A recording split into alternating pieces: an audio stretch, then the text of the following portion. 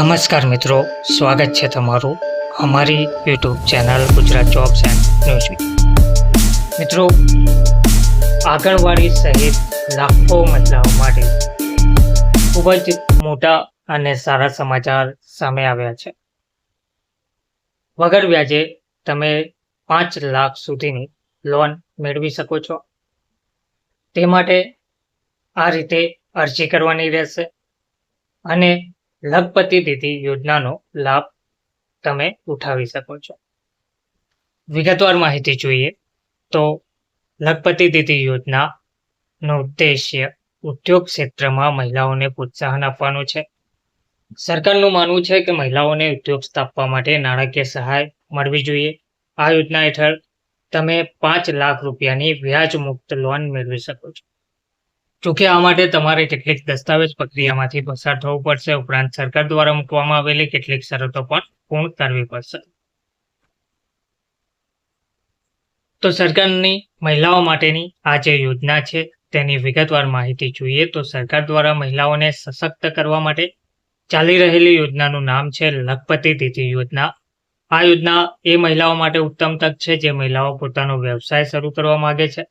આ યોજના હેઠળ સરકાર મહિલાઓને નવો વ્યવસાય શરૂ કરવા માટે વ્યાજ મુક્ત લોન અને તાલીમ પણ આપે છે. ત્યારે સૌથી પહેલા જાણીએ કે આ લખપતિ દીદી યોજના શું છે. ભારત સરકાર દ્વારા આર્થિક રીતે નબળા વર્ગની મહિલાઓને આત્મનિર્ભર અને સશક્ત બનાવવા માટે લખપતિ દીદી યોજના શરૂ કરવામાં આવી છે. આ યોજના હેઠળ મહિલાઓને નવો વ્યવસાય શરૂ કરવા અને તેમની આવક વધારવા માટે જરૂરી તાલીમ આપવામાં આવે છે. સ્વસહાય જૂથો એસએચજી મારફતે સરકારનો ઉદ્દેશ્ય છે કે મહિલાઓની વાર્ષિક આવક રૂપિયા 1 લાખ સુધી વધે જેથી તેઓ આર્થિક રીતે સ્વતંત્ર બની શકે. યોજના માટેની યોગ્યતા શું છે તો આ યોજના માટે માત્ર મહિલાઓ માટે જ છે. અરજદાર મહિલા સંબંધિત રાજ્યની કાયમી રહેવાસી હોવી જોઈએ. ઉંમર 18 થી 60 વર્ષની વચ્ચે હોવી જોઈએ. અરજદાર મહિલાએ સ્વસહાય જૂથ એસએચજી નો ભાગ હોવું જરૂરી છે. આ યોજના માત્ર તેમજ પરિવારની વાર્ષિક આવક રૂપિયા 3 લાખથી ઓછી હોય તેવી મહિલાઓ માટે છે. અરજદારના પરિવારમાં કોઈ પણ સભ્ય સરકારી નોકરીમાં ના હોવો જોઈએ. યોજનાના ફાયદા. લખપતિ દીદી યોજના ઘણા લાભો પૂરા પાડે છે જે મહિલાઓને આર્થિક અને સામાજિક રીતે સશક્ત બનાવે છે. આ યોજનાનો મુખ્ય ઉદ્દેશ્ય મહિલાઓને વાર્ષિક 1 લાખ રૂપિયાની આવક પ્રાપ્ત કરવામાં મદદ કરવાનો છે. મહિલાઓને નવા વ્યવસાયની યોજના બનાવવા, માર્કેટિંગ વ્યૂહરચના તૈયાર કરવા અને નાણાકીય સંબંધી તાલીમ ઉપલબ્ધ કરવામાં આવે છે. લાભાર્થી મહિલાઓને સૂક્ષ્મ લોન, સબસિડી અને નાણાકીય સંસાધનોની એક્સેસ પણ પૂરી પાડવામાં આવે છે જેથી તેઓ આત્મનિર્ભર બની શકે. ઓનલાઈન અરજી કેવી રીતે કરવી તો લખપતિ દીદી યોજના માટે અરજી કરવા માટે તમારું રહેઠાણ પ્રમાણપત્ર, આધાર કાર્ડ, રેશન કાર્ડ, આવક પ્રમાણપત્ર, બેંક એકાઉન્ટની વિગતો અને મોબાઈલ નંબર હોવા જરૂરી છે. જો તમે સ્થાનિક સ્વસહાય જૂથ એસએચજીના સભ્ય નથી તો પહેલાં તેમાં જોડાવવું જરૂરી છે કારણ કે આ જૂથો યોજનાની માહિતી અને સહાય પૂરી પાડે છે.